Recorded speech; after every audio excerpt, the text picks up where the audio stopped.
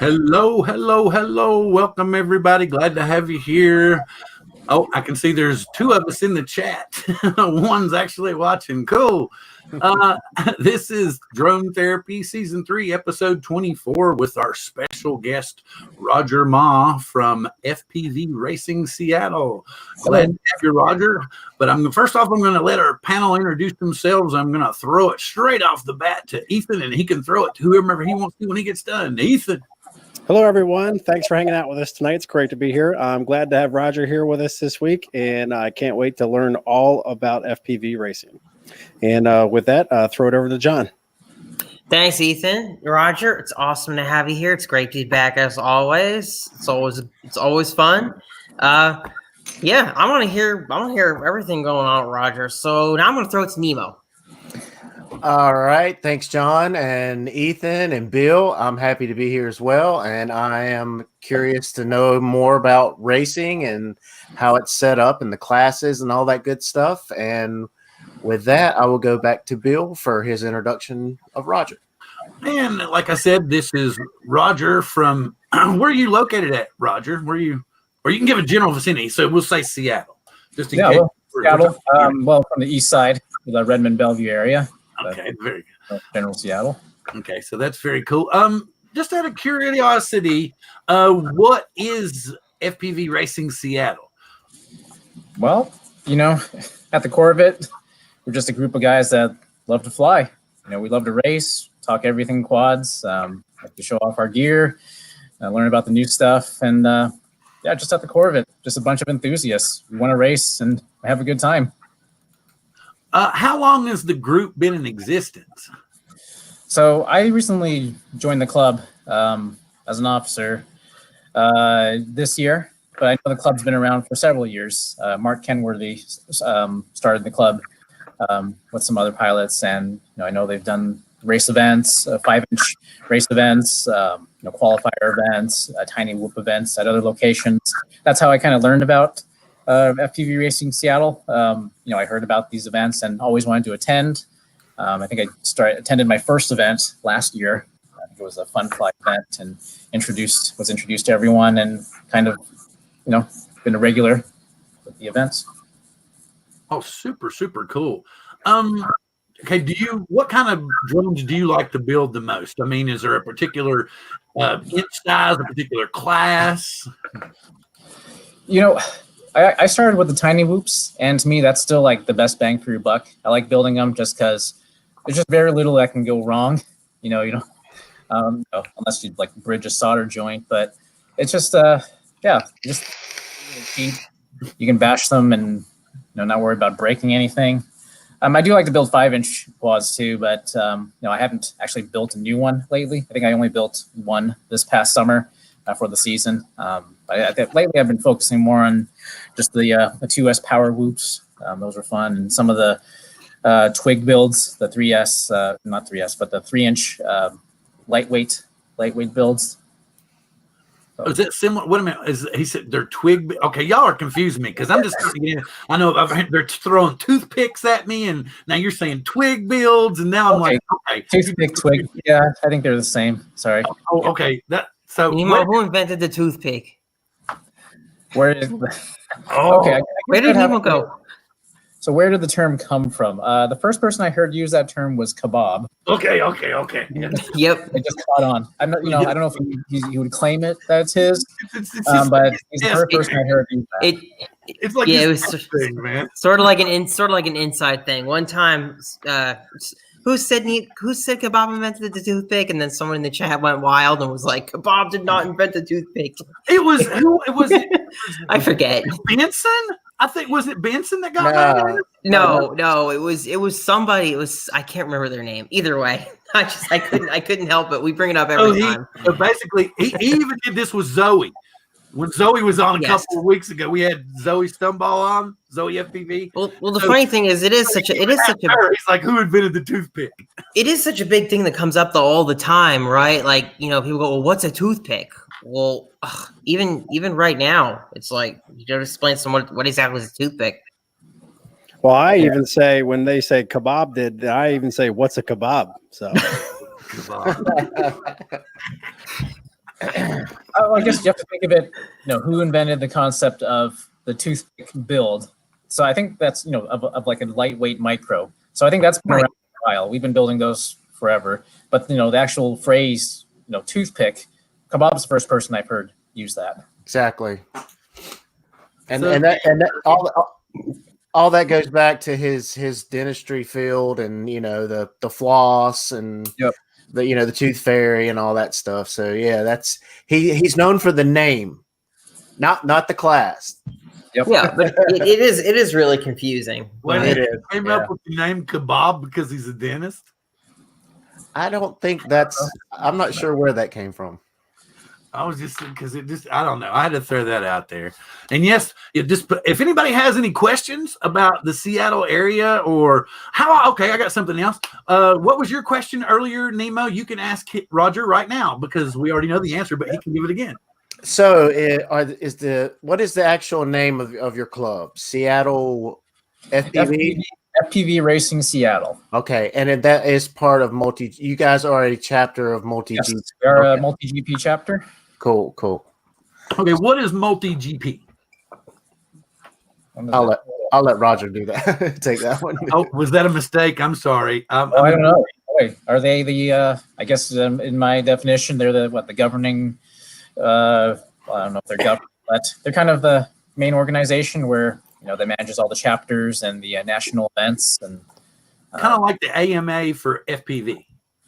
Yeah, it's like a global racing league. Okay, so much bigger than the AMA for FPV, but like a global central organization. I wouldn't say governing body, but just kind of somewhere where everybody's connected. I get what you're saying. Yeah, well, I think they are a governing body though, anyway. But well, I guess when it comes to they set the rules, right? They help set the right. Oh wait! Brian's got something here. The first two. Mm-hmm. Oh, there you go. We need a rim shot for that one. So, Roger, I got questions about drone racing because I'm very, very new to the FPV world, and so needless to say, I've never raced. I'm actually still learning to fly. But when you guys race, is it more like do you have more pilots, or is it a lot of spectators involved as well? I think we do have a lot of more pilots, it seems, than spectators. We are trying to have more spectators in the crowds. I think this past summer we had a series of racing at festivals, like at the Duval Days Festival, the Lake City Summer Festival. Those were the 2S Power Whoop races, and we did have spectators pass by and check it out. Got interested into it about what we're doing and what drone racing is. So at big events like that, we tend to have more spectators. But to try to make it pilot focused. We want to make it an enjoyable racing experience for the pilots. We want to have a challenging course and encourage good competition. Right. Do you guys have anybody racing the larger drones that are easier to see from a spectator point of view? Let's see. With regard to 5-inch, we did run a 5-inch season this summer at the Meadowbrook Field in Snoqualmie, Fall City. I think that one was more pilot focused, just given the location. We didn't have like grandstand or people that came up. We did have a few people drop by, just out of curiosity, and that was an opportunity for them to spectate and to talk with them one-on-one about it. Okay. We're flying just the 5-inch drones. Okay, Shelby was saying that because I had to look over here because Shelby didn't give it. So I'm looking into Facebook. Shelby was saying that they're not the governing body, although they've been highly instrumental in help make AMA drone racing standards and rules. Oh, okay. So they're kind of like an advisory committee, I guess. Would that be more like it would be? I guess. Yeah, that sounds about right. Hey, looky, Michael's in the house. Curtis is in the house. Very cool. Glad to see you guys. But yeah, I wanted to look over there because where Shelby, you have to kind of give your permission for StreamYard to show your name when you're on Facebook. But we are multi-streaming, and he saw it over there, so that's very cool. but I just want to be able to give him credit for what he was telling us. Thank you, sir. Okay, so you said something we'd asked you earlier. What kind of camera drones do you own? And you had mentioned you own the Spark. Yeah, the only one I have right now is a DJI Spark. I always wanted to get into the DJI drones. It was either between the Spark or a Mavic Air.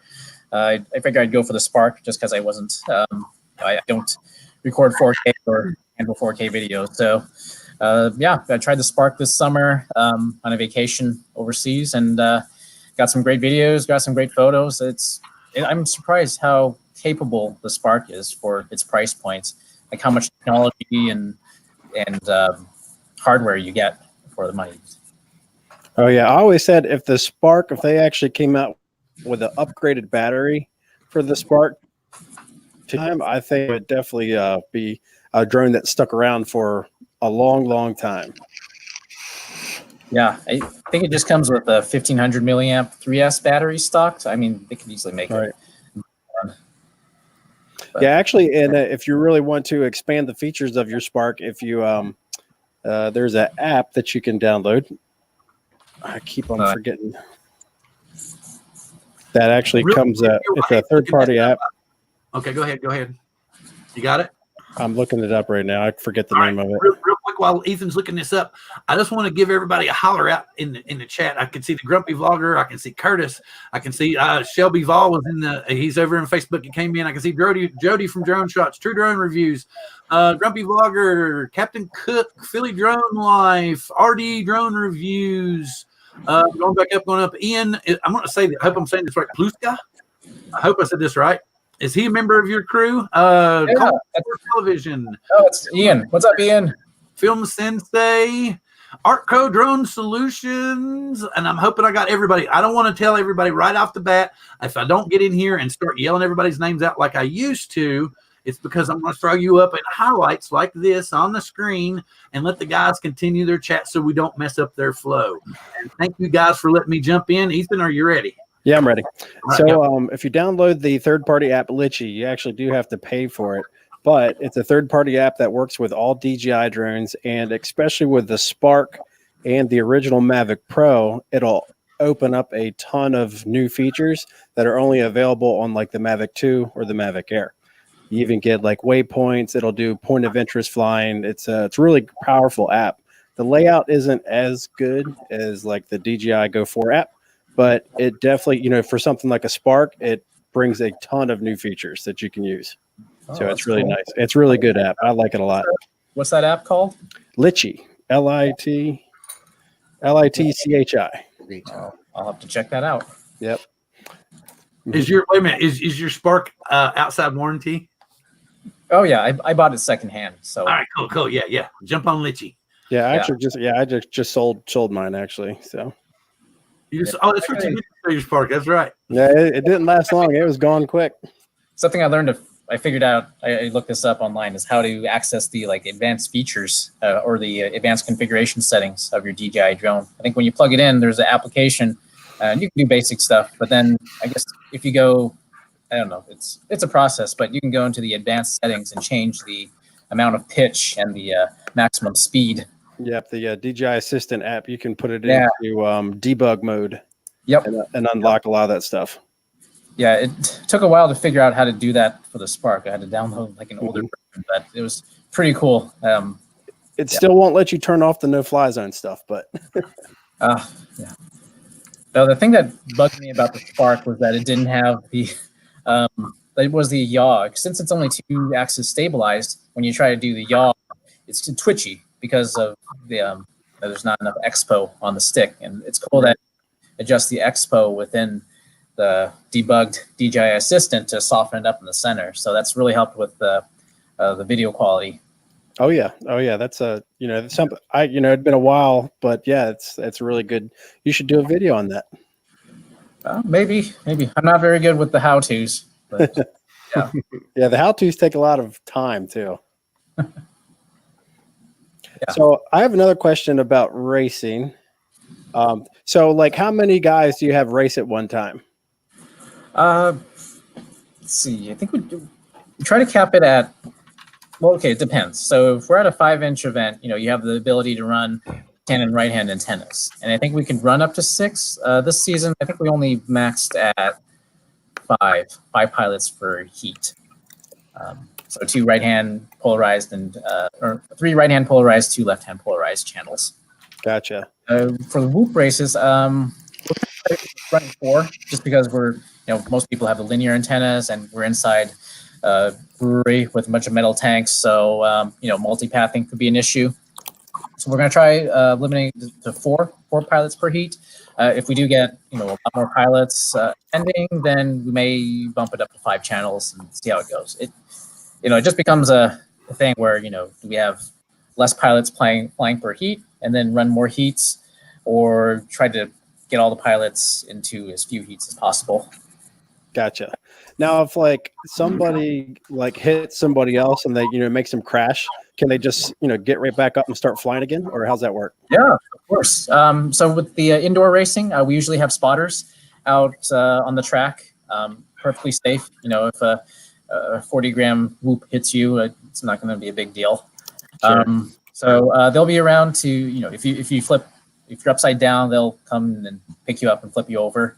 I think we do allow turtle mode. If you're quick with the turtle mode, you can just flip yourself back over and take off again. Right. That's pretty cool. I always wondered, how does it work? If somebody just knocks you out of the air, or is it, do you guys restart, or is it, that's racing? I always wondered about that. Well, I mean, we do have the false start, so we do expect, once everyone passes the start gate, then the race is on. But if someone takes off from the starting block and then crashes right away, we'll call that a false start. So then we'll restart the race at that point. Just to make sure everyone has a fair start and go through the starting gate. Right. So have you seen any of the DRL stuff on television? Oh, I watched the one that aired on NBC. That one was pretty cool. Yeah, that was pretty wild that they're making it with all the lights and everything. Definitely makes it much more captivating for television. Yeah, I didn't have an opportunity to watch the other episodes though of the season. I only watched the one that aired on NBC. Cool. It was Saturday and it was on. So. Oh, cool. Yeah. Okay, I have a question. What are the classes? I had a couple of guys go to a multi-GP event around here, and one of them won his class and another one won another class, and he said one of them was in B class and the other was in C class. Okay. So how does that work? Is that the same all the way through a multi-GP event? So I'm not familiar with that between B class and C class. Maybe for that club, I guess it's a specific class for that club. What we try to do, so I've only helped with one 5-inch race season so far, and we only had one class. We called it the open class. So you can run 4S, 5S, 6S, 4-inch, 3-inch, 4-inch, 5-inch props. It was pretty much an open class. You're probably at a disadvantage if you run a 2S whoop with the. Yeah. But if you'd like to, you're welcome to. I think that we do have spec requirements, though. You do have to have the right and left hand polarized antenna. So you obviously would have a tough time putting that on a whoop. So it's more catered to the 3-inch, 4-inch, and 5-inch big quads. But that's how we ran. That's how we ran this season. We just did one big open class. For the indoor series. Last season, we actually had 2 classes. We had the 1S class and 2S class. This was before all the 2S power whoops really became popular. I think they just started coming out last season. So there were some people who had the 2S power whoops, but then still people who had the 1S whoops. So we put those into 2 different classes. I think a lot of the same pilots signed up for both because we had 1S and 2S. But for people who only had one type of drone and not the other, you could pick the one. And the idea behind that was just to keep the playing field competitive and fair. What we ended up finding out, though, was that a lot of pilots were just as fast on 1S as 2S. Mm-hmm. The 2S, just because you have more power, doesn't mean you're going to be that much faster on the track because you have to add the weight of the extra battery and really in a tight space like a brewery, you can only go so fast. It really comes down to, I think, taking the best line and keeping your momentum through it. So Keyword brewery. You heard that, right? Brewery. I mean, that's part of my wife looks at me. She goes, "What do you mean you're going to a brewery to fly drones?" I was like, "Read, man. It's right. You can read your website." And she's like, "You're going. Well, how you gonna get home?" "I'm going to drive." "You mean you're not going to get beer?" I don't know. You know, that type of thing. So I have a question. So for organizing these races, I'm curious if you have any kind of, say, automated tech to help aid them, like even for keeping track of the laps, or is that all eyeballed? I'm just curious, like what goes on under the hood at some of these yeah. So we use a software. It's called Live FPV. I think a lot of the RC racing use that. You can use it for RC cars, or there's a branch of it that's called Live FPV. That one's more geared for drone racing. And this then, you install it on your machine, and then from your machine you connect to a timing system. I think our club uses the Lap RF, Immersion RC Lap RF, and it's a 8-channel lap timer that can capture 8 separate frequencies. So we put this at the finish line, and it'll capture the RF, the RSSI signal from the video frequencies. So when we run 4 video frequencies, we assign those as the ones to capture. And then every time the drone passes through, it beeps and captures the lap time. Very interesting. Yeah. And there's a lot of other features too in this lifetime. I'm still learning it, but it keeps track of the times, keeps track of the heats, prints out reports. So it's really cool. It's a full-featured software suite. That sounds really cool. That's actually a lot better than I thought, because I was trying to figure out how could someone eyeball all of that? It would just become a huge mess. Yeah, and it also has a built-in announcer. So every time the drone passes through, we have the laptop hooked up to a speaker, which then tells which drone passed. It will call out the frequency and then the lap time too. So that's a audio cue for all the pilots to hear your lap time and try to fly faster, try to improve your times. I think I found it. It's livetimescoring.com. Yeah. It says here multi-GP, all the different groups here use that. So if you guys want to check that out, that's that. Very cool. That's exactly. I may have to just show up for a race one weekend and bring all of my gear and let them show me how to finally use it. And then I can slap it all together, and we can send all the raw video to Ethan, and then he can make a video. And we can call it a group project. Mm-hmm. Yeah, send me some videos. See what we have. Something I wanted to ask you. What do you think there's a stigma, or actually a he said, she said, between photography drones and FPV drones? I don't know. I mean, I feel like, I don't know.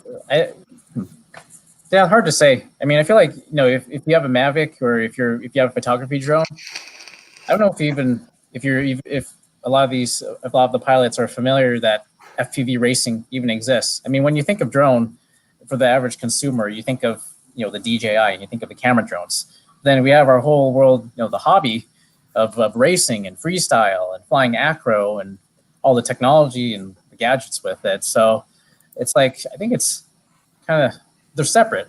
So I don't know.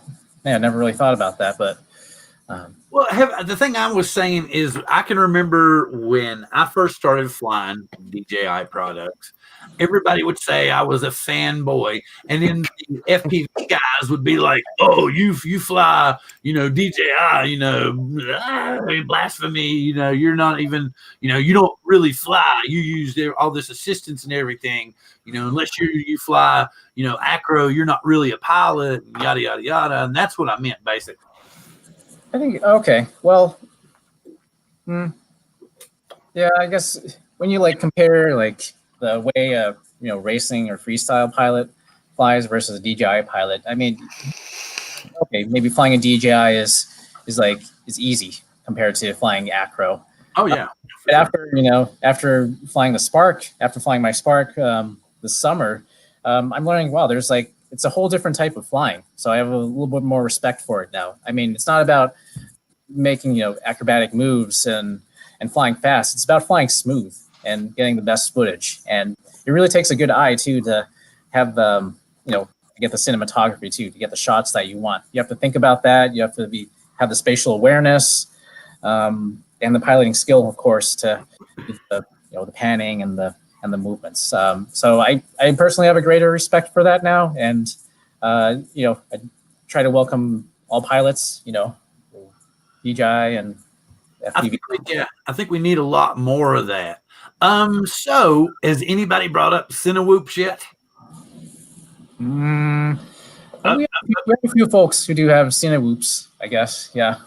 Well, no, I'm just saying in this particular chat because I know John. Yeah. John, what about you? Have you ever flown Cinewhoop? You took to me or him? Yeah. Have you? Yeah, of course I have. I've flown Cinewhoop. Okay, so tell us about it. Okay. It's heavy. You wouldn't be taking it to a race, I can tell you that. But you could take really nice video with it.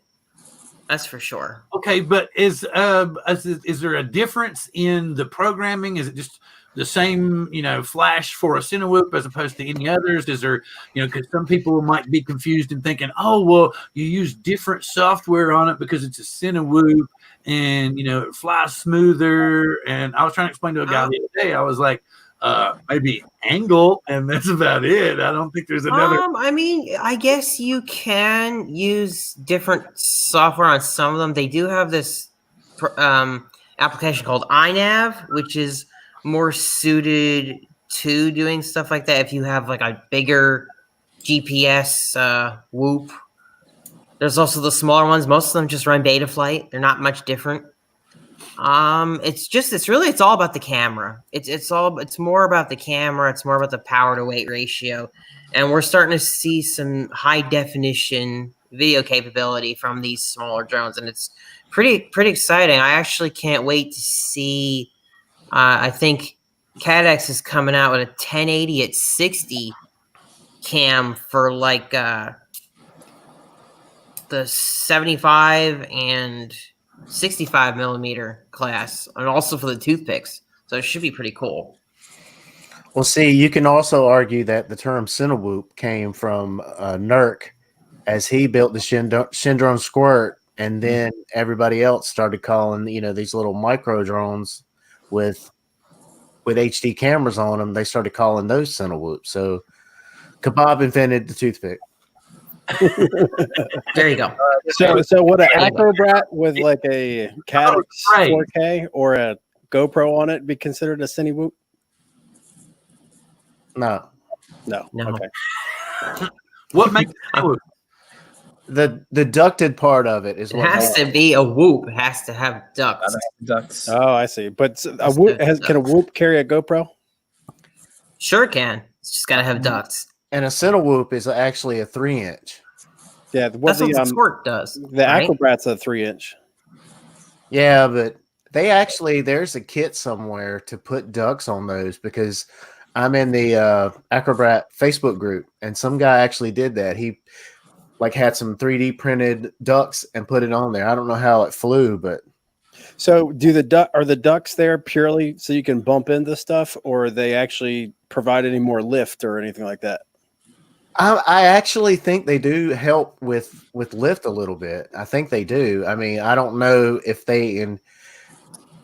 I'm not 100% sure. I mean, I don't want to tell you something that's not true, but So I can kind of try to answer this. So I've sort of looked into this subject, and the ducts, they both help and they hurt. Yeah, you get a little bit more lift, but it also comes at a cost of performance and weight, right? The amount of thrust that you gain is really not that significant from my understanding. I mean, you'd think there would be way more real aircraft out there running ducks. Like, why don't our DJI drones run ducks if ducks are so efficient, so much better? The ducks are more for safety, really, honestly. They're more for safety. Right.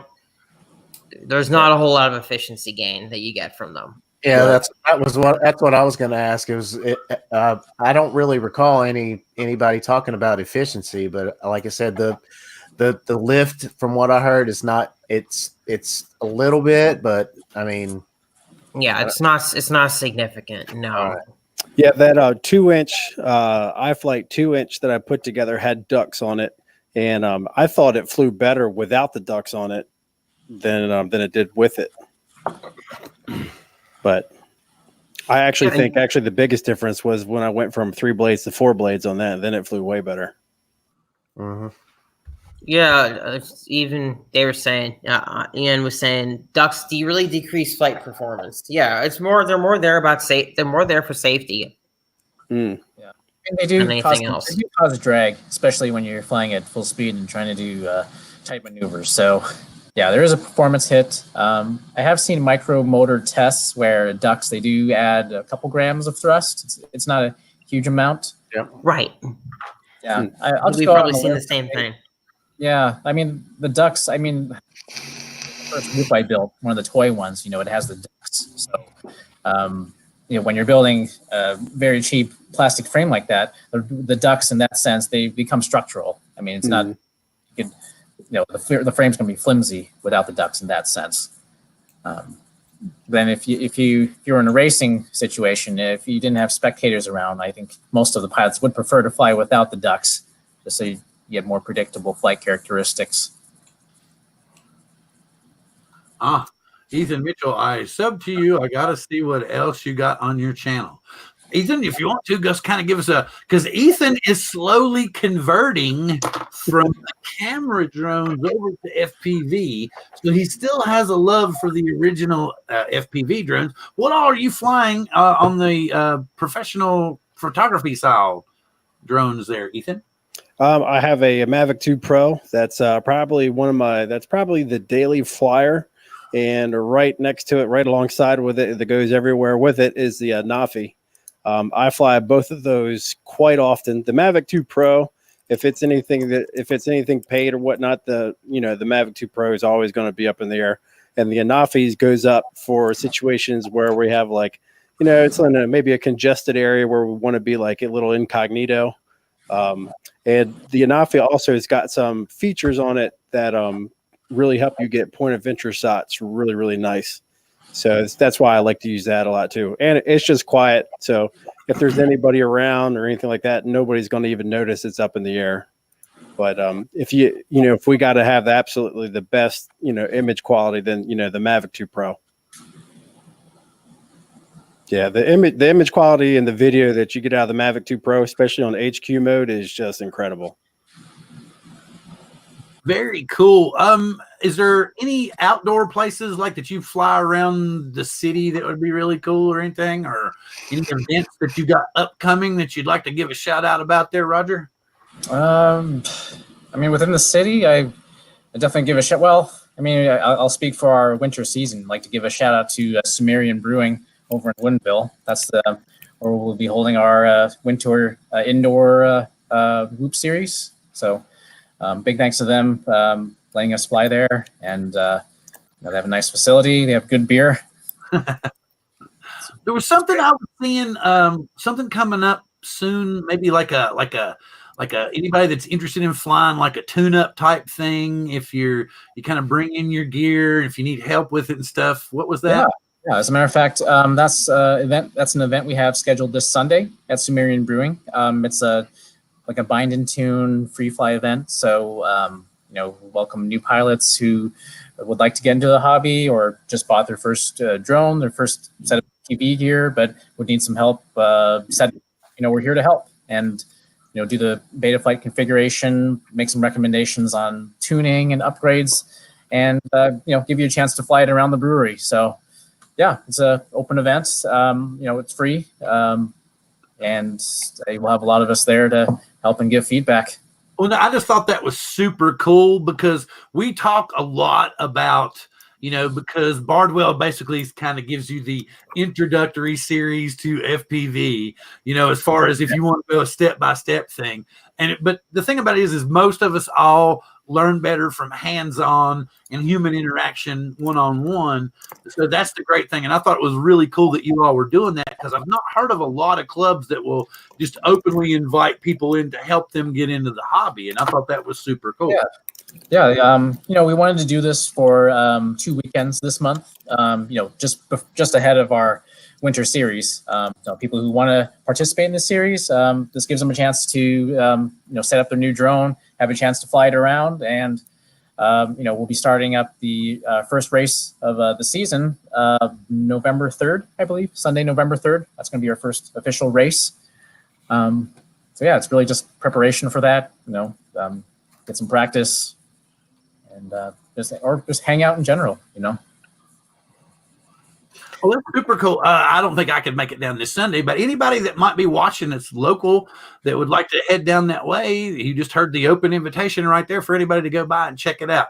Okay, since we've covered kind of oversaturated the FPV thing here for a little while, I wanted to shift gears and we'll go back into the new drone possibility, speculation, could be, maybe area that we always seem to hit this part of the show.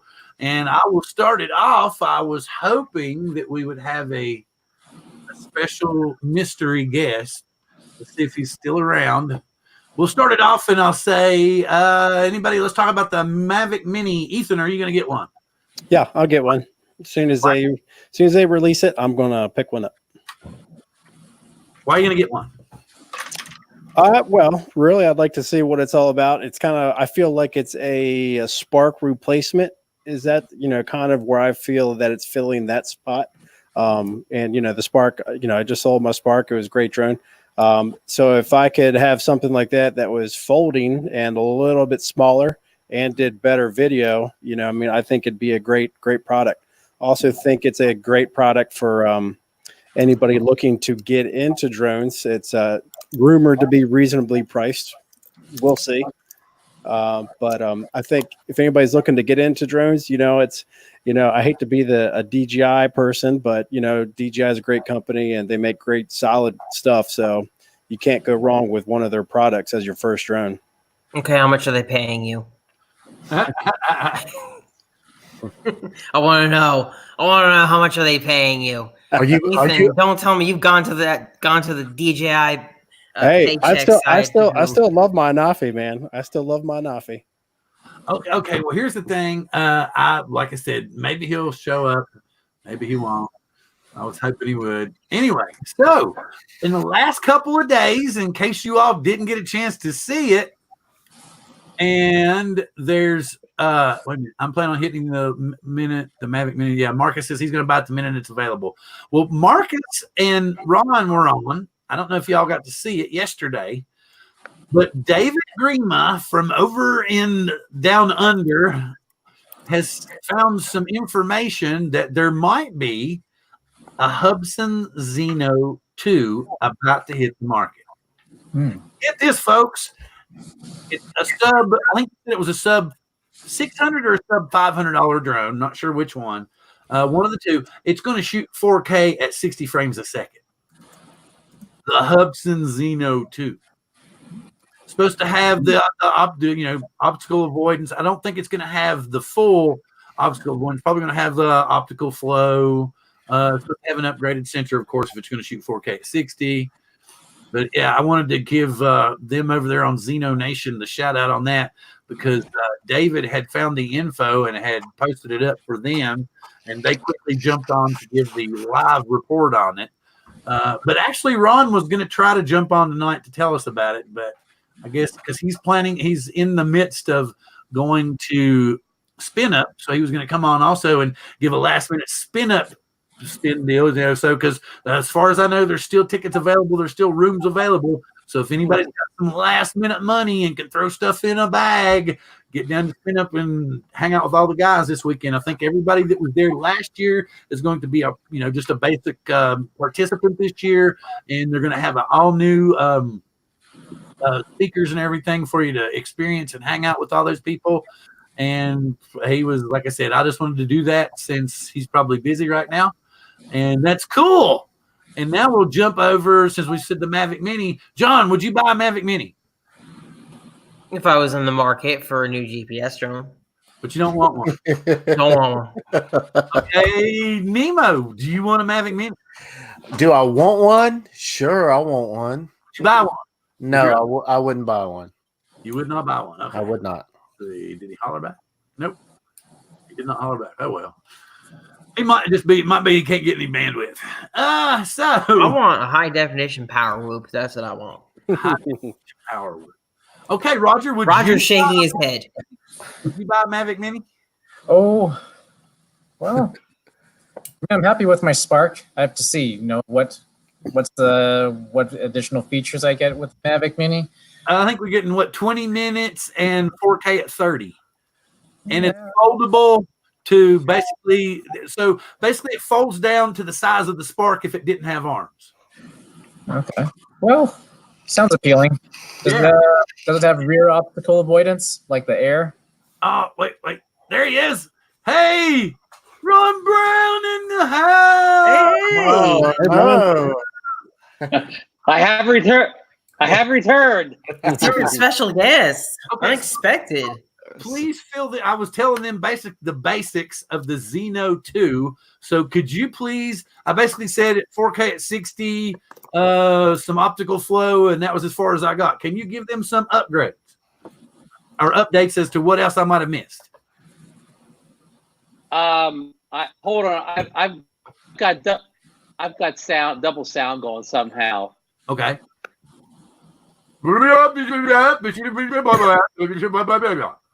Can you hear me now? I got to work out the details. I'm getting like. Okay,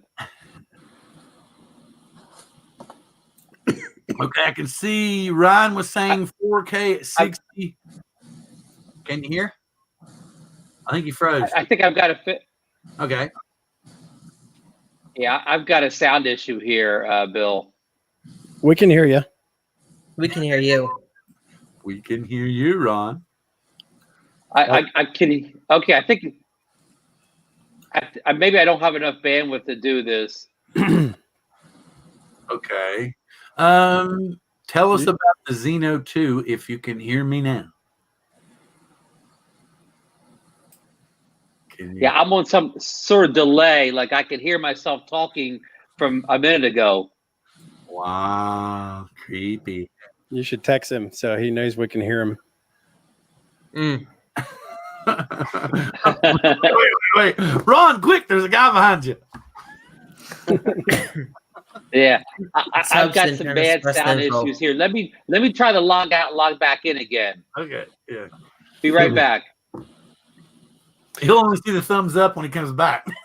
So back to what we were talking about, you, John, Roger, and Nemo were talking about like HD cine whoops. Do you think like the DJI people will come out with like that Air unit that's smaller so you can put that whole thing on a whoop? That would be a game. I think it's inevitable that the Air unit from DJI is just going to get smaller. I mean, because currently, if you want to fly DJI, you're kind of out of luck for whoops, toothpicks, all this stuff, which is really, really popular right now. I mean, like, I'm sure Roger will agree, like, it wasn't that long ago that whoops were, they were these weak little things. And now we've got some amazing whoops out there right now, right? Oh, yeah. Yeah, we went from brushed motors to, the toy grade drones to something they're powerful. These powerful 2S, 3S whoops now. Right. I was just thinking about when I was putting these things together, I was like, if they can make this just a little smaller, I think this, how small could it get? Because, you're ditching a camera, you're ditching your VTX, you're ditching the receiver if you want to go that route. There's when I was just wiring it up, I was like, wow, this would be, if I was using the remote, I didn't get the remote with it, but I was thinking if I had the remote and didn't use Crossfire, it's like, man, this would be a breeze to wire up and just be done. Don't have to worry about noisy video, all that other, crap you got to worry about. Yeah, it'll be exciting to see, where the technology goes with the DJI setup. Like, we can only see it getting smaller and, more advanced. Oh yeah. I've just, I guess it's just overlooking in other videos. What I've noticed, what I like about it the most is that if I can change channels right from the goggles, and, that's really cool. And also I can change the camera settings right from the goggles instead of having to get out that little joystick thing, or, mess around with the rapid fire, and then I got to mess around with, the Betaflight, OSD to like change the VTX channel and change the power and all that stuff. So yeah, it's pretty slick. Feature. Yeah, DJI definitely has to make it small. I say has to, but I really want to see it, because until they do, then at least for me, it can't fully replace my analog systems. I mean, I was at the park today and I was flying the Beta FPV 75X HD and the Tiny Hawk Freestyle, and I was having an absolute blast. And I actually thought, if I had the DJI system, it wouldn't work. I can't sell my goggles, it's just not possible right now to get rid of analog. Right. Yeah. Ron's back now. Can you hear? Hello. Can you hear me? Yeah. We can hear you. Can you hear us okay? I just rebooted the whole computer and everything's great. You guys were good. You guys were a problem. I kept hearing myself, like, every time I said something, like, it was delayed for a minute. So when I was talking, I could hear what I said 30 seconds ago. So, but it was me. I just rebooted and I'm fine. How is everybody tonight? Thanks for having me on. Very good. Thanks for coming on, Ron. Good to see you. I was interrupting your conversation, Ethan. Go ahead and finish your thought. I was just talking about the DJI system. So if people that don't know, I just got the DJI FPV system in this week. Oh, cool. And cool. And then I spent almost all day modified my frames to take it because they weren't designed for it.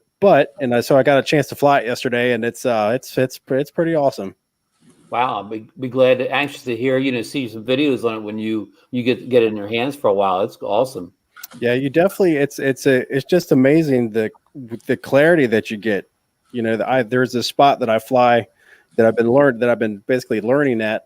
It's got like a little tiny, really small trees, and it's got a few birdhouses sticking up. It's like a little nature park, but that kind of stuff, you can't see that kind of stuff with the analog videos, but with these you can see it clear as day. Sounds exciting. Yeah, the goggles are pretty fantastic. So wow, I'm impressed. Well, that says a lot if you're impressed. So tell us about this new Xeno that's coming out, Ron. Well, we got. I was listening before I actually got on. I heard Bill giving the overview of they call it the Xeno 2. I woke up early Tuesday morning, and Perth West OZRC, that's Dave G from Perth, Australia. He posted a article in Xeno Nation, basically a leaked thing from Hubson Advertising, promoting a Xeno 2, and the pros do any day now, but it's not here yet. So we're shocked to see something on Xeno 2. You're thinking, oh, this is just fake news, as they like to say, or whatever. But a lot of people think it's real. I mean, this is the Xeno everybody would be waiting for because of the 4K 60, which is rare drone under $1,000. It has the obstacle avoidance features that because of the hops and drop.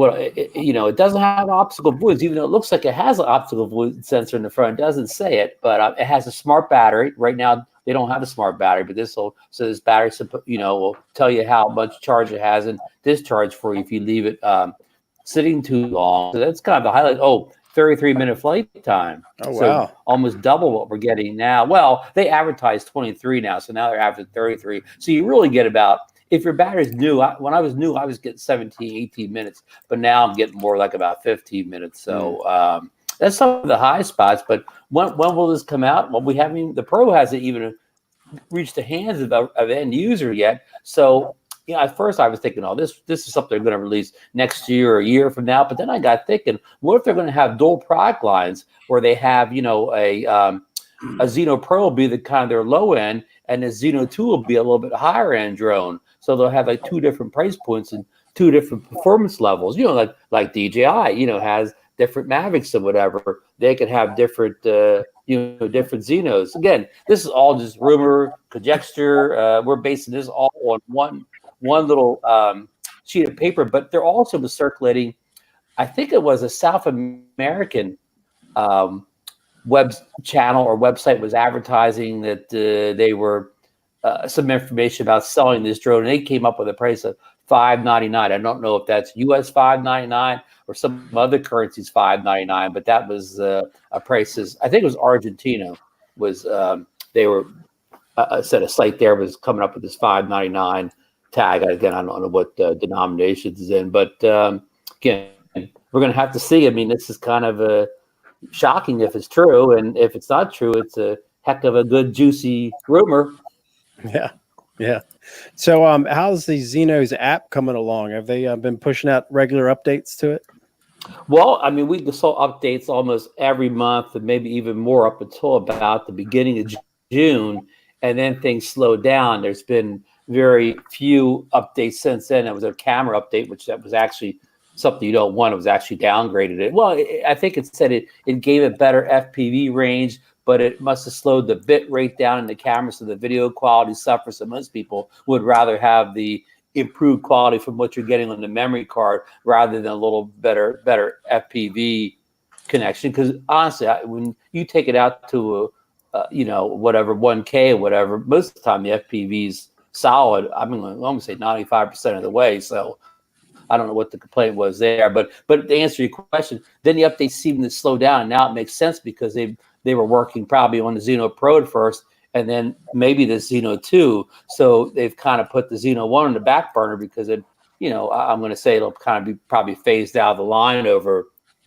just to guess, the next 6 months or whatever. Maybe they'll keep it in there. Maybe they'll make that the low price. Maybe they'll bump the price way down to maybe like $200 or whatever, or less than $200, and keep it in the line. Who knows? Supposedly they've sold a lot of them. There's no doubt about that, man. Because John and I got the deal of the century, no doubt about that. But I mean, they were what, $240? And yeah, right now you could. Yep, you could go out and find it for $240 today, probably, if you wanted to. Yeah, for 4K drone, that's phenomenal, and it's stable enough to shoot good footage. I mean, it's to me, it's the Spark replacement, because you can't beat it for the price and what it puts out. It was a great entry-level drone for people who didn't want to spend DJI money to get acceptable 4K footage. Right. Yeah, that footage that Bill sent to me and Marcus sent to me, I mean, it looked great. And speaking of footage, since Ethan gave us the segue, we have our second color grading episode. We said the 13th of November. Was that correct? Yep.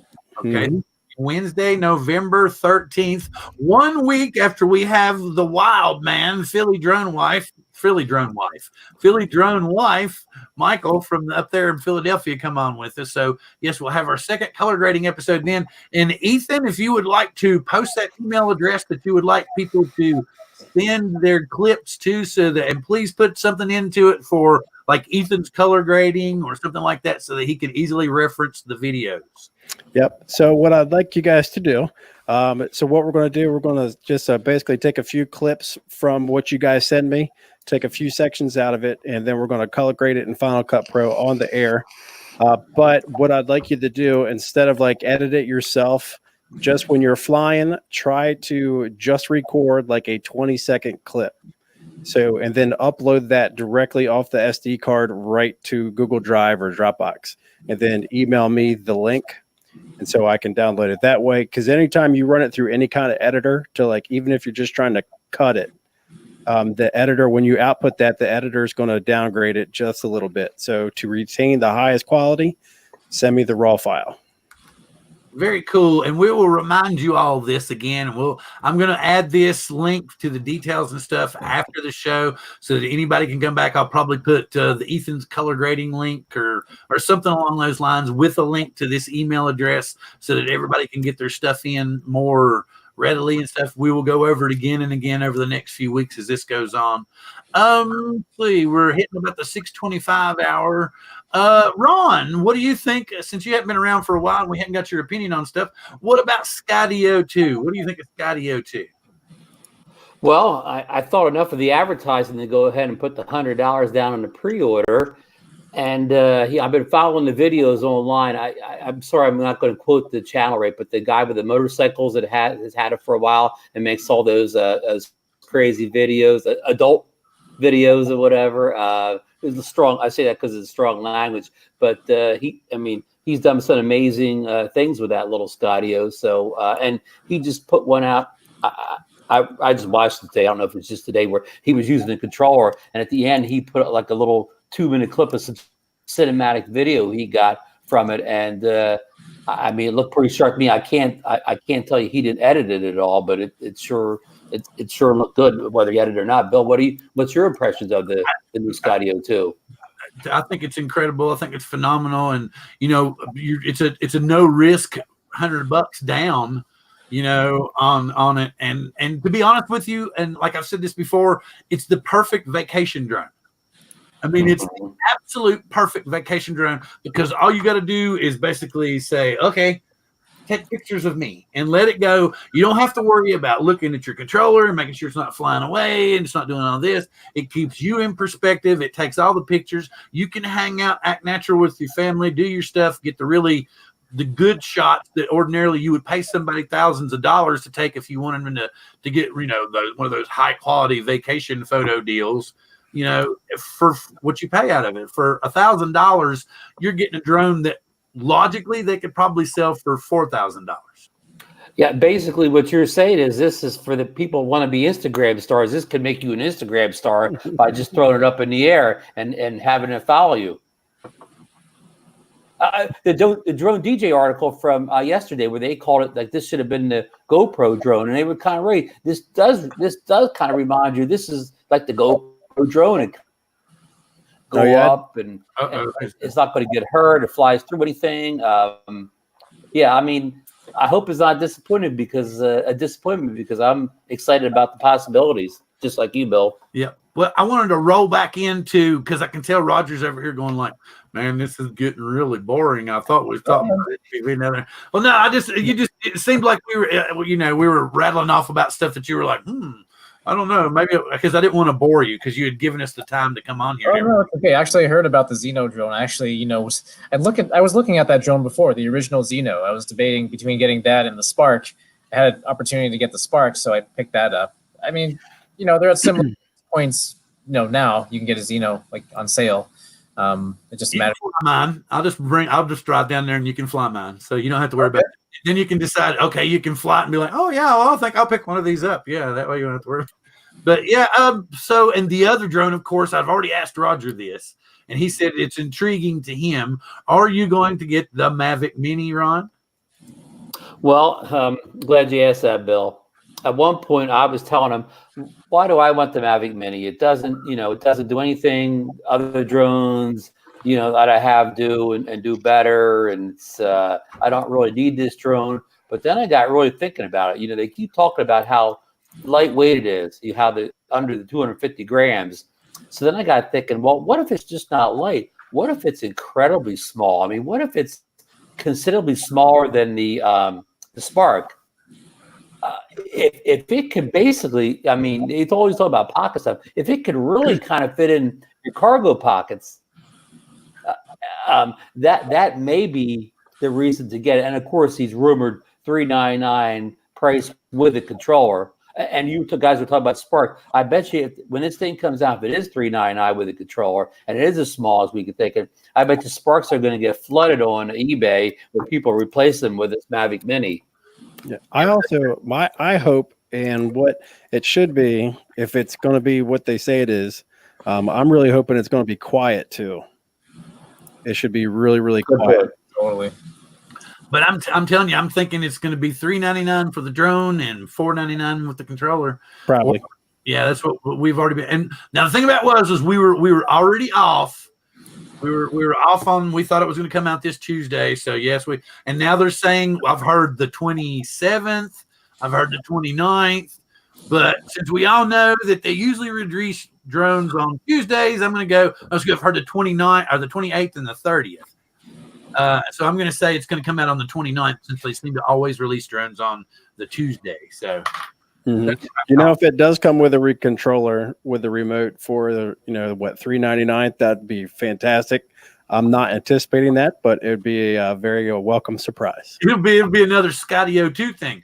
They'll sell out of the first allotment. Then they'll sell out of the second allotment. Then they'll sell out of the third allotment. You know what I was thinking about Skydio, how they're doing the, to reserve your spot and whatnot. And I think they're already anticipating where, some people aren't going to get this thing till next April, and I'm thinking, well, by then, maybe somebody else has already come out with something even better.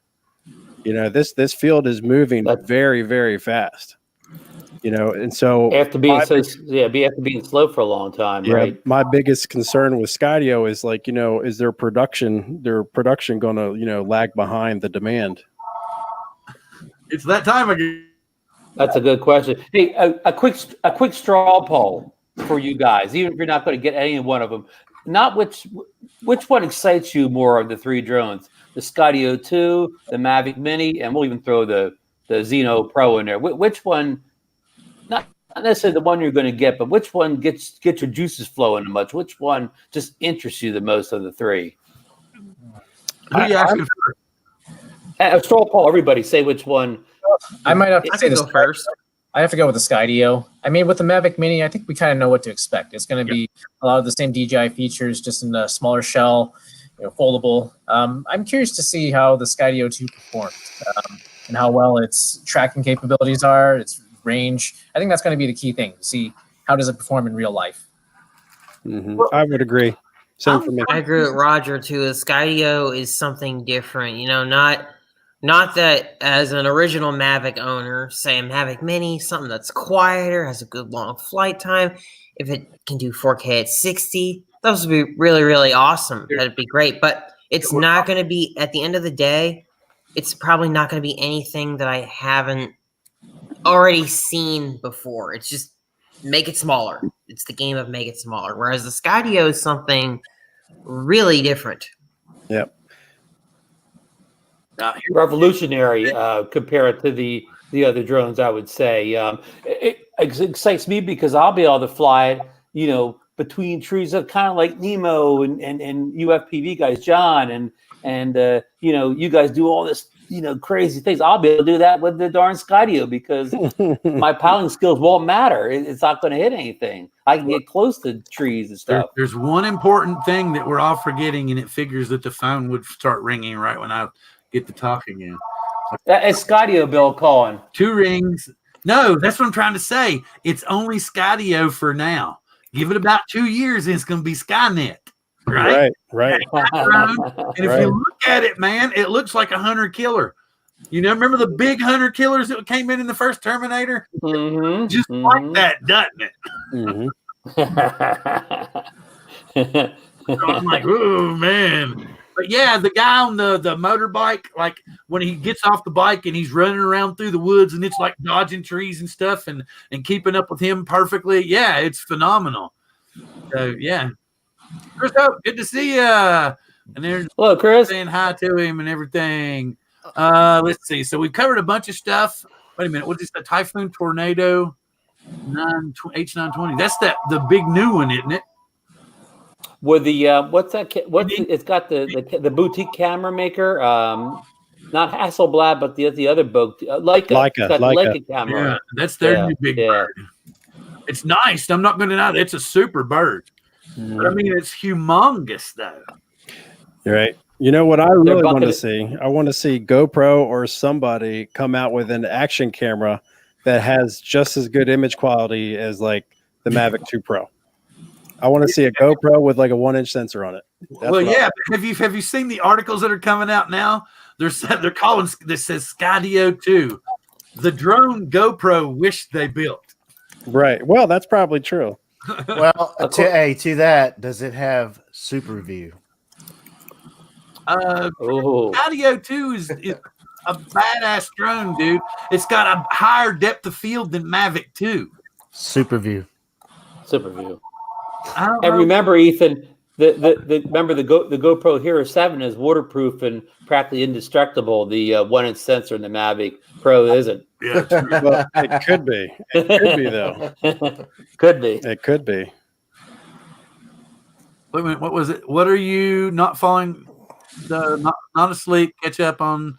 Oh, Chris. Chris was something about Chris. And good to see DeMarco. DeMarco's here. Oh, DeMarco's going to wait till January and get a Mavic 3. Now, personally, from what I've seen from the Mavic 3, it's basically just the Mavic 2 Pro. But you're getting 2.5. Huh? Oh, 2.5 maybe? Well, I don't even really see that much. I can't see. It's going to be difficult to convince because it's obviously not going to be the Pro. So I'm assuming that there's going to be another year before we get the Mavic 3 Pro.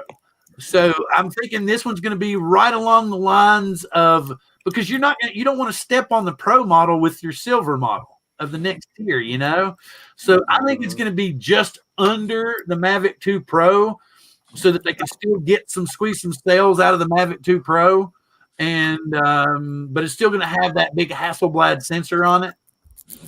Or it could just be the upgraded Mavic 2 with that air sense technology that they're supposed to be putting in.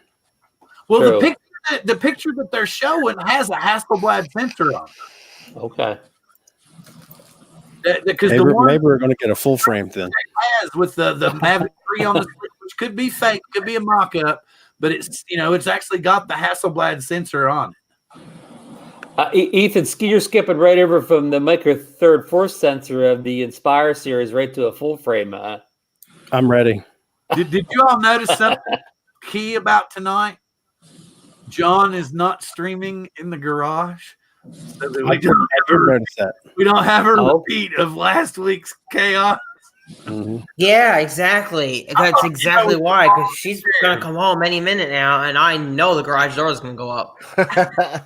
So speaking about cameras, I got a question for Roger. Right. When you guys fly, what do you guys fly with an additional HD camera?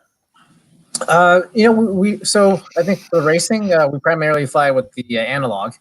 Just because it gives low latency. The cameras are cheap. What we tried to do last season was run like one heat of HD whoops. So everyone who does have a HD Cine whoop can fly together, capture some cool racing footage. But it wasn't an official race for points. It was more of just for fun. Here's all of us together with the Cine whoops, and we can do some cool get some cool chase footage. But for the racing, I think majority of pilots are going to fly the analog cameras. Right. Now, when you guys are flying the HD stuff, are you guys do you guys have a camera of choice, like that Caddx Tarsier or the Run Cam Split, or what do you see like the preference? Oh, well, okay. So the Tarsier, the Run Cam Split. So those are Cinewhoop cameras. I think a lot of folks are still flying the Caddx Turtles. I think that was comparable to the Run Cam Split Mini. I think it's only 1080. It's only a 1080 camera. Tarsier. I haven't seen anybody with a Tarsier in the club. So yeah. But for racing, I think a lot of people run the camera from the Happy Model Mobula 7. So it's one camera, analog. It has a really good field of view. I think that's why it's most popular. Hey, there, yeah, John, you got it. Is. Yep. Yeah, that's my favorite. Well, speaking speaking of field of view, I remember John. I heard John talk about this last week because I have the Caddx Tarsier 4K, the first version, and the FPV camera on it's decent, but the HD camera, it's got a really, really small field of view, and it feels really closed in. I remember you said you could get a different lens for that. You can get a different lens for it. So this is for anyone who's got the Tarsier version 1. Message Caddx on Facebook. Tell them you bought it. Give them the receipt. They will send you the lens that they're shipping with the V2. You get a much better field of view. It should have shipped with that lens to start with, but yeah, it's like but at least they'll send it to you for free with an ND filter. Gotcha. Nice. And there was another thing too.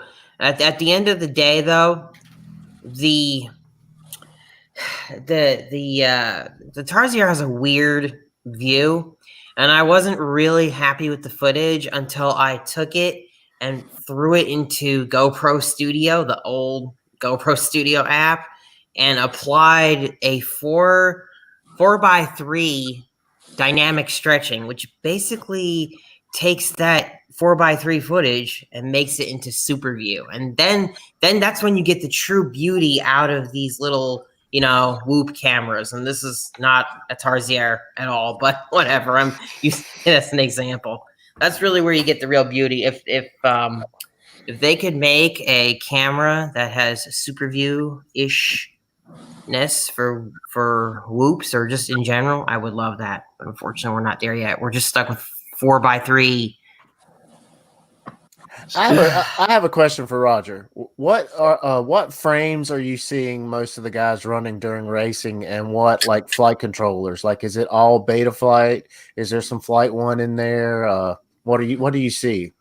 Yeah, I think just talking about the indoor series, the most popular frame. If you're going to fly a 85 millimeter size whoop, there's really only one choice. It's the Beta FPV 85X frame. That's if you want to run the 2-inch props. If you want to run a 75 millimeter size whoop, I think the Happy Model Mobula 7 frame, that's the popular one. They actually make 3 versions of that. They make a V1, V2, V3. Definitely go with the V3. That's the stronger one. It has more supports and struts that'll hold up better in a crash. As far as flight controllers go and and firmware, Beta Flight's pretty much unanimous across the board. A lot of the all-in-one flight controller ESCs for the whoops, they come pre-flashed with Beta Flight. I don't think there's any that run any other firmware. So what about like in the 5-inch class? So I think everyone has their frame of choice. Just thinking back on this past summer, there was a big variety of 5-inch. I think the Hyperlight Floss 3 frame was a popular one. And then for the stacks, I think the Emax 6S, the Mini Magnum stack, was a good one. That's the 2020. It takes 6S. And it's a $100 stack with the flight controller ESC and VTX. So just worked well out of the box. That was a popular one. Yeah. Cool. I'm a Flight One guy. I used to be Beta Flight, and I flew Flight One, and I just flew it. It's such a huge difference, and I was wondering if anybody has actually, if they're racing or using it, because I know there are some pretty big pilots that use it, but I don't know if it's like on a local level that guys are actually starting to pick it up or not. Yeah, not that I know of. I can't think of any local guys that are running Flight One. How about any KISS? Anybody running KISS? Mm-mm. No, not either. Yeah, but all my stuff flies really well on Beta Flight, so I've yet to branch out. Nemo, this might come across as a stupid question, but does Flight One have like a whoop board? Do they make a whoop board or no? Oh, see, I think the whoop boards are pretty much dominated by either Silverware or Beta Flight right now. Yep. Okay, something I wanted to throw out here real quick. I don't know if you saw it, but Jim he runs the group Above and Beyond Drones. And he's got his Facebook group. Okay, there was a bill that is going to be proposed. I think he's a Republican governor in Utah.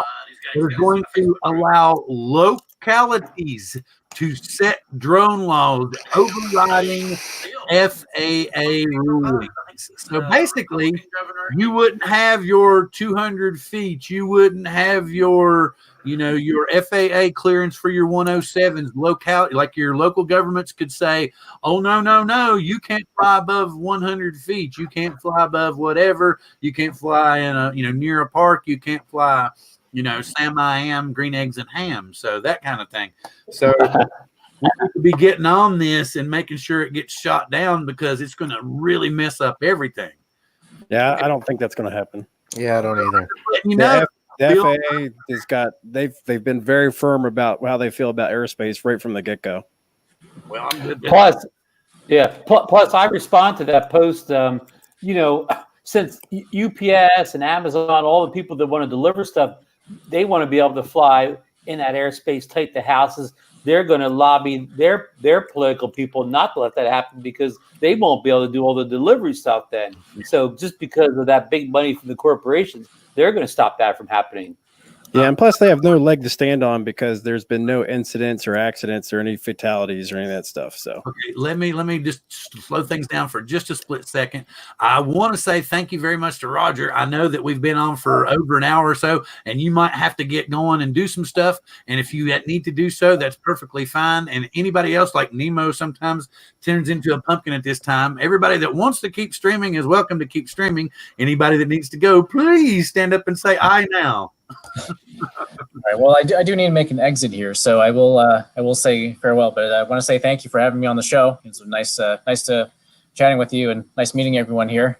So we're very grateful and glad to have gotten all the information about FPV Racing Seattle, and hopefully we'll get some people that'll watch this that may throw some more information and some more interest your way. Yeah, sounds good. You guys have any questions or anything? Feel free to hit us up on Facebook. It was nice. It was nice meeting you, Roger, for sure. It was nice to meet you. Nice to meet you, Roger. Thank you very much. Yeah, Have a thanks, great- buddy. Thank you, sir. All right. We'll over again soon. Have a good night. Bye-bye. Bye. Cool. So, anybody else? Anybody turned into a pumpkin? No. I can keep going for a little bit. All right, cool. Yeah, because we hadn't had this kind of a.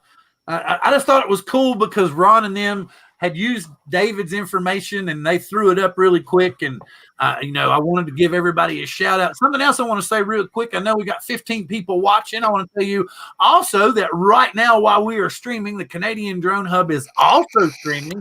So if you're really bored with us and we're not entertaining you enough, jump over there and check them out real quick. Be sure to hit the like button. Tell them that we sent you over and said, hey. And also, Drone Effects with Claude is streaming. He's got about 4 or 5 over there streaming. I believe that Above and Beyond Drones, the gentleman, Jim, that I was telling you about, is over there with them. He could probably give you more information about that bill that I was talking about. Okay, what do y'all want to continue talking about, guys? Oh, Ron's got to be really excited for Spin Up. There we go. Spin segment. And Nemo's got to be real above the Yankees got rained out tonight. I knew it. I knew something was coming, buddy. I was just going to say the reason why I'm staying on and pushing myself is because it's just like old times and Ron is here. And it's just like a nostalgic feeling for me. Good to be back. Hell yeah. It's nice to see you back, man. Thanks. Ron's kind of got all kinds of stuff going on, and he got to. The whole point is while he was gone, he got to do some family stuff, got to hang out and do some, different travel and stuff here and there. He's going to take off and go to Spin Up. Going to meet a bunch of them wild and crazy people over there, which is very, very cool. And I knew that he had the information about the Xeno 2, and I thought it would be cool to share with everybody. So I talked to him earlier about coming in, and he was like, "Yeah, sure, man." So. And I'm live from the Sheraton Hotel, Airport Hotel. I'm right across from the Philadelphia Airport. We got to fly to Chicago in the morning, and then we'll fly the rest of the way to Austin. So I should be in Austin, Texas by about 5 tomorrow night. Cool. So you're in Philly. I'm right across the street from the airport at the Sheraton. And did you run into Billy? Well, guess what? I got information on Billy. What? He's not going to make it to Spin Up this year. He's got work to do. He works at a farm up in New York, taking drone video of the agriculture, whatever. I mean, I don't want to get too much into his business here, but anyhow, he won't be attending Spin Up because of work this year. Oh well, that sucks. Yeah, right. Yeah. So I guess Dono's going to be there. So you'll Ken will be there. you get to see him. You get to see Marcus. I think let's see who all else is going to be there. Mike DeMarco, who's in the chat, he's going to be there. He already recommended a barbecue place for us to go to. Art Co-Drones, Art Carlson's going to be there. That's what's so funny because here's the thing. Art was talking to me before, right when the spin up buzz started, and he was like, "Dude, he goes, I don't make enough at my job to afford to go." And I just told him, I was like, "Art," I said, "Here's the deal. If I was you, you just get on there, make you a GoFundMe, and tell everybody the truth. Say, I can't afford to go to spin up, but I'd love for you to help me if you'd like me to go." And sure enough, he's going to spin up. And I was like, I tried to tell him, I said, there's a lot of things in this that people overlook. There's a lot of brotherhood, sisterhood, familyhood when it comes to drones. A lot of people look past it. There's too many people that are trying to grab their little moment of YouTube fame, and it's not needed. I guarantee, I'm telling you that there's enough room for all of us, and all of us have a place to do our little thing, and we can all make this a super community for everybody. We need to just get off of this backstabbing stuff and downgrading and hacking on people. And I just want everybody to get along and everybody to be able to fly together and just have fun, because I don't care. I can be mad as hell at somebody. I can have a bad day. I can be stressed out. And 30 seconds after I'm in the air, it's just like, oh. And right. 30 seconds in the air and you're feeling good again, right, Bill? Exactly. And I mean, hey, I'm a hippie. I'm retired. No, I'm not a retired hippie. I'm a hippie. I'm an older hippie. And so I've been to plenty of Grateful Dead shows, and I've dabbled in a little bit of everything. And there's nothing as a combination of euphoria and just stress reduction for me personally. Like I said, 30 seconds after I'm in the air, it's just, oh. And even like if I've got, like, say, the Bugs 3 Mini, and I'm jacking it up in the air, and I do that first, punch out, and it's like, and I'm, all giddy about, well, is it going to come down good? Is the battery going to be freaky? That type of thing. And it's all just something really, really good. And I wish we could all understand that and get past all this. I feel like people sometimes will try to step on other people's heads just to climb up higher. And I wish we could get past that and know we didn't need to do that. Sorry. I do this every week. Y'all just slap me. I'm sorry. Back to the next subject. No, I mean, I totally agree with Bill. My time away from doing a lot of YouTube this summer, I kind of just relaxed. I got a lot of great sunsets. I got a lot of great video that I've stored away that I'm going to edit this winter when my weather goes bad. But I mean, I just enjoyed the hobby and didn't worry about any drama or whatever. It was just flying the best video I could, just having a good time. Yeah.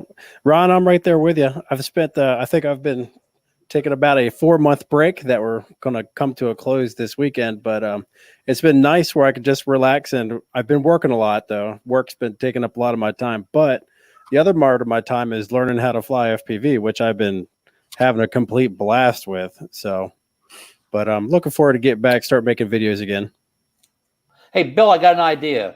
What if I can fly at spin up, I'll take that 20-second clip of the video at spin up, leave it unedited, and I'll send it to Ethan for part of the editing process. That'll be my spin up contribution. What do you think of that idea? That's great. Fantastic, man. Hey, anybody, here's the deal. The link, we'll have the link in the description. Anybody and everybody at Spin Up that's willing to make a 20-second clip and send it to that, please have them do so. And then we'll have them, and Ethan will put them all together. Oh, wow. Can you imagine the amalgam of what you're going to come up with at the end of that? Maybe we can get 15 or 20 that he could come up with a 2-minute clip. That would be really cool. Wow, that would be cool. That would be cool. And maybe have whoever's clips you use kind of have them on the show. And maybe, not for the whole show, but just have them on for part of the show, one at a time or something like that, if they're willing to come on. basically what he's going to do is he would bring up the clip, he would give a shout out to that person, and then he's going to do a live edit on cam. We actually had Film Sensei come on for the first half of that show that night. He took a clip of Ethan's and put in the Death Star, and then like in 5 minutes right after that he added an X-Wing. Remember, he did that while we were live, and then I got to go back and rewatch that. Yeah, it's pretty cool. And then Ethan, and that's kind of where our other connection. Last night I was on with Film Sensei on his channel, and we were talking about drones, and we're doing that crossover thing that I was talking to you about. We're starting to do because the film guys have made requests to the FPV guys to get footage from them so that they can start putting their models into it and everything, and start creating some like animated stuff. And the way these cameras are just getting so much better for the FPV quads, it won't be long before the video from the FPV quads has matched the video from the camera drones. Good point. So I'm going to post a link in here, and this is a video. It's unlisted. I haven't made it public yet, but it's a video where it's got the DJI Osmo Action in it doing B-roll. It's got the Mavic 2 Pro, and it's also got a GoPro Hero 7 that's on the FPV drone. So it's kind of like all mixed together, and it's came out pretty good, pretty decent. I like it, but for anybody that's interested, you can check it out. Still not public yet, though. Yeah, I would really like to see that. That sounds so interesting. But so how about this? What we'll do is if you can get people interested, and we'll get 20-second clips. So basically you're just going to run a little segment on the card, and then just like you said, upload it raw straight to the Dropbox or anything, and then email it to him so that he can use the rawest footage he can get, and then he's going to edit it live on air, and then maybe after we get done with that episode, maybe he'll do something with all those clips, kind of throw them together or something like that. I don't know for sure what his overall plan is, but it would be kind of hard if we can get like 10 or 15 people interested to get everybody on that night while he was doing it. That'd be great. It would be cool though. So we'll just have to see how it goes. But yeah, that's a super idea. That's like I said, we're going for the second one.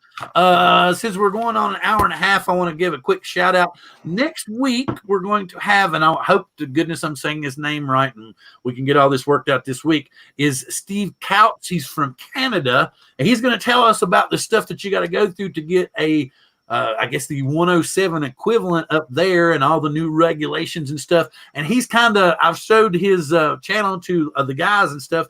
He's got a unique way of doing things, and the way he does his videos are super cool. He does a lot of outdoor mountain biking and stuff like that.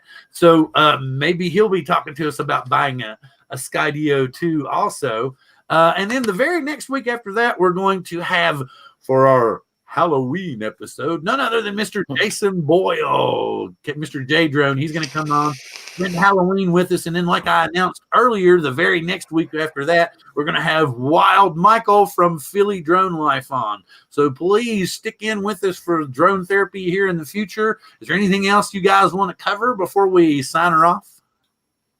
Just want to say that's a good lineup of guests. I can't wait for some of these shows. And if I don't want to impose myself, but if you want me to come back next week for a few minutes or whatever to give you a spin up recap, I'd be more willing to answer questions or give you a little recap if you wanted that. That sounds like a plan to me. What do you guys think?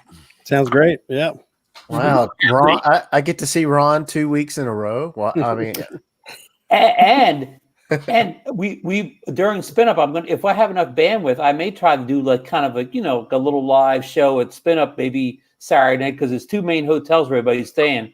I'm not sure who's in my hotel, but maybe just hang out in the lobby and grab notables from the drone world to come over and speak for 5 minutes or whatever, kind of like a variety show or whatever, the Johnny Carson show or whatever. If I have the bandwidth or I can do it. So and yes, that'll be over on the Xeno Nation channel. So be sure in Saturday. That will be check on the Xeno Nation channel Saturday for possible live streams from Spin Up 2019.